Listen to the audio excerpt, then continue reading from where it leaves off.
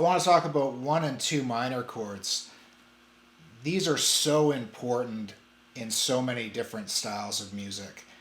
Especially in rock and country, I use these all the time. It's like butter. I put that on everything. These are great. Like, you really like butter. Here's how they work. I'm going to work in the key of C because it's easy to see. No pun intended. So lame! I'm in love with that joke. Let it be. So, if I'm in C and I'm playing a C chord, the 2 minor chord of C is D minor.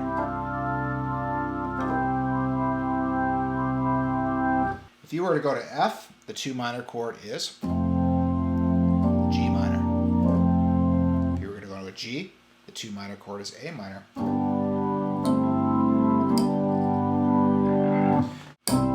You hear this move a lot in gospel music.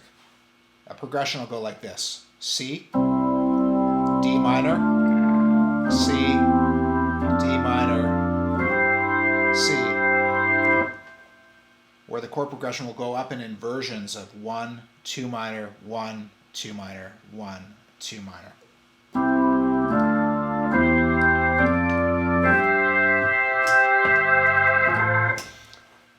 And that can go a million different ways into a million different gospel tunes, but that gets used a lot in gospel. It also gets used a lot in just rock or country. If you're hanging out on a chord and just vamping on a C, it can get pretty boring because it's just you're hanging out on the same chord and there's nowhere to go. But if you start putting some 2 minors in there,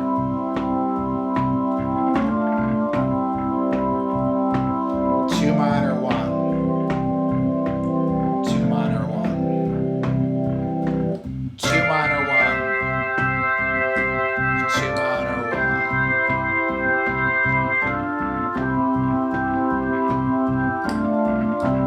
If I was going to move to an F chord, if I was going from a C to an F, I could approach the F from its 2 minor chord, which is G minor. When I go back to C, I can approach from its 2 minor, which is D minor.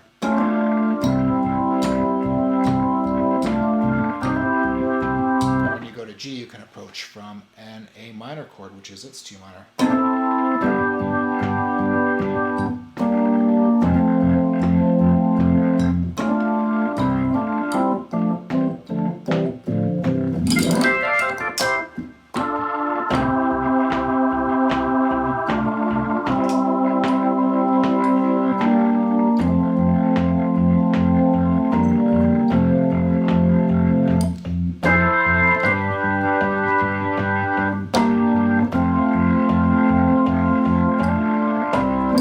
That feels so good to play those. They just sound good and they just work over everything. The way that you can practice these is just by going up and down in inversions. Just pick a certain key like C, D minor, next inversion, C, D minor, C, D minor, C. You can come back down, C, D minor, C, D minor, C, D minor, C. Once you're comfortable with that, you can also use these as licks to maybe move from one chord to another, or even in a solo. For example, you could use a lick like that as an intro of a song to just come into a song, but here's an example of something that I do that you might be able to use. I'll go up to a C in this inversion, which is the second inversion of C major, and I'll go up to the D minor and then start coming back down.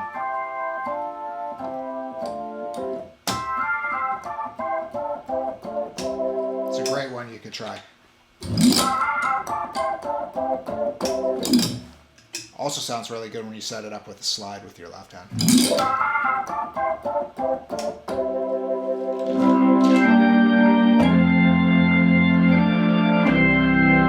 And that's a great exercise you can try too, is just kind of cycling between a C, an F, and a G chord creating different progressions. But each time that you change to a new chord, try approaching it from its 2 minor first, and it just beautifully sets up this tension and release for those chords.